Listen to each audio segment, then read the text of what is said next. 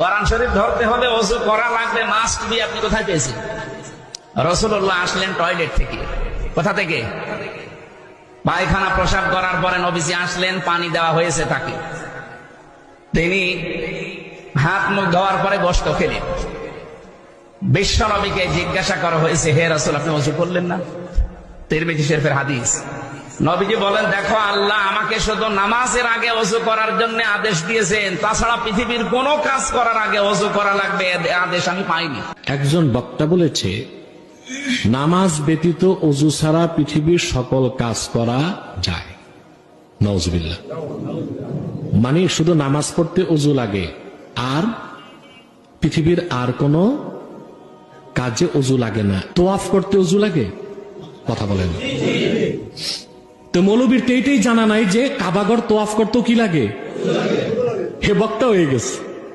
আমি বলি না, বাংলাদেশে দুই কাজে পড়াশোনা লাগে না, এক পীর হইতে আর এক বক্তা হইতে। মুরিদ কটা জোড়াই নেই, পীর। আর গলাটা ভালো মতো বাজাইতে পারলে হে বড় বক্তা। তো মৌলবীর তো জানাই নাই যে শুধু নামাজে ওযু লাগে না, তোয়াফ করতে ওযু লাগে। কথা বলেন। তা তার কথাটা কি ভুল? শুধুই ভুল না মারাত্মক ভুল?